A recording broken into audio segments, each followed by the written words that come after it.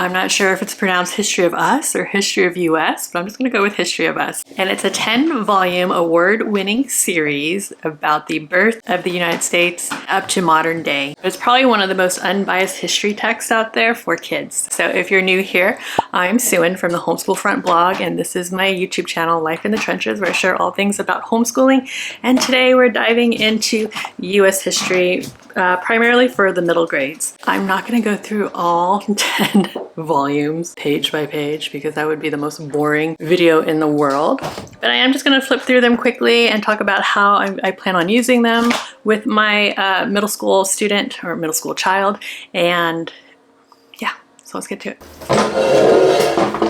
All right, so we got Halloween and birthdays happening behind me. So the chaos that is going on, but Halloween is like our thing here.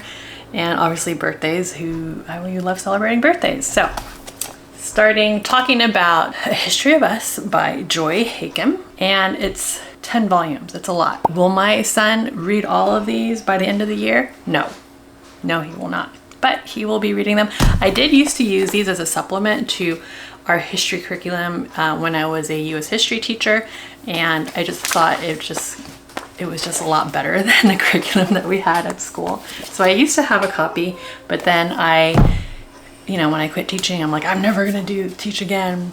And I just got rid of everything and gave my set to one of my fellow history teachers. And now here I am teaching US history to my own kids. Let's just go through each volume real quick. So the first one is The First Americans, Prehistory to 1600.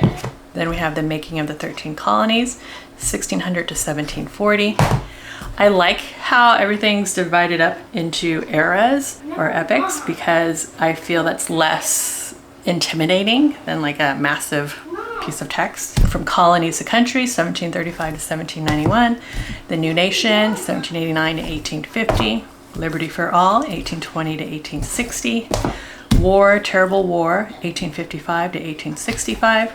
Reconstructing America, 1865 to 1890. An Age of Extremes, 1880 to 1917. War, Peace, and All That Jazz, 1918 to 1945. This is new because I did not have this the set that I got did not include this. But this is History of Us, 4th edition, All the People since 1945. And so let's look at the source book real quick. So it has like the Magna Carta, Bartholomew's brief account of Hispaniola, and so forth, the Mayflower Compact, etc. So all like the resources that you're gonna need to study US history. If you don't wanna go online and look for this information, then it's all right here. But you can easily just go to the Library of Congress and look up a lot of this, and you will find it there. It's hard to understand older English, and so they'll have definitions here on the side, which is great, or just definitions in sometimes like the legal terms and terminology is challenging to understand, even for us adults. So this is a great resource to use. And so let me go back to, they're all pretty much the same format inside. So I'm just going to show you The First American. So this series is the winner of the James Michener Prize in Writing. And this book begins in the Ice Age with some people who hiked and canoed from Asia to a new land, and thousands of years later got called Indians by Christopher Columbus, who didn't know where he was.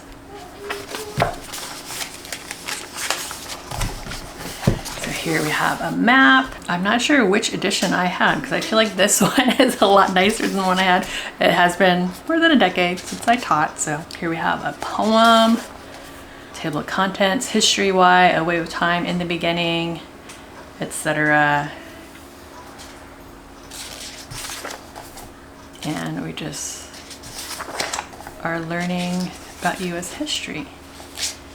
And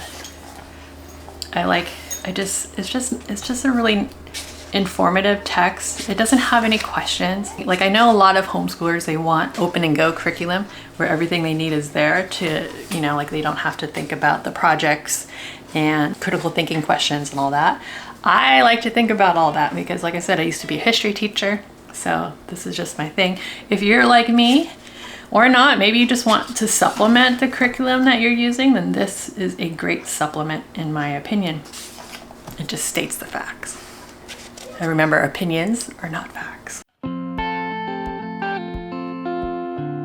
So I think this is just a really great book, a lot of information, a lot of little side notes about different native tribes, and it's just lots of pictures. I mean, I don't know. To me, as a history nerd, I love this book. I love these books. These are great. And if you didn't know, there is an audio version of these books. I like having the visual because there's so many pictures here and little side notes and stuff, but the audio version is really, really good. The voice actress that they hired to narrate is really good, and I highly recommend that you check that out as well.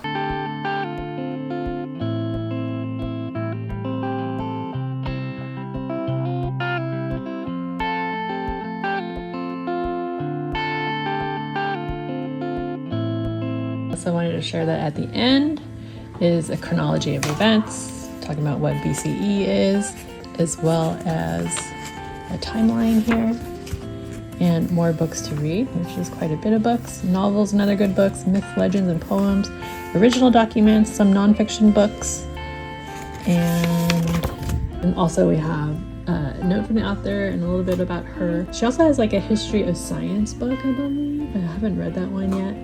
But we have an atlas here talking about new and old maps, major voyages of exploration. This is a cool map. So yeah, this video is really short. I just wanted to share a peek inside this 10-volume series. Like, don't get scared off by it. I think it's so much better to have them separated by eras rather than, you know, have one giant history book. Like, imagine a history book that big. Or this big, plus one more. That would be like too much, right? But so you have to divide it up because there is just so much history.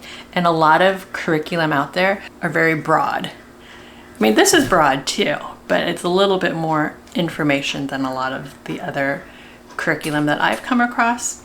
So I plan on incorporating this along with Beautiful Feet Books curriculum, US history curriculum, early American history curriculum, and we're gonna incorporate like a lot of the stories that they're reading. So my son right now is reading Peacemaker by Joseph Bruchak. Hopefully I'm saying his name correctly. Here's Perry the Platypus for you. So he's reading this right now, and then when he's done with this, then he's gonna read Children of the Longhouse. And for my little ones, we are reading Giving Thanks. We have The Earth Under Sky Bears Feet, Native American Poems of the Land, The People Shall Continue, and Hiawatha and the Peacemaker. So that is what we are incorporating as for literature within art history, because I think when you combine history and language arts together, it's less work to do, in my opinion, and more interesting, in my opinion, as well. I hope you enjoyed this video. If you haven't subscribed yet, please do so. I'm trying to get to 1,000 subscribers by the end of the year, 2024. So if you're watching this after that, then you can still subscribe, still appreciate it. And if you're interested in learning about my thoughts on Beautiful Feet Books' new World Ecology curriculum, make sure you check out this video right here, and I'll see you guys in the next one. Ciao.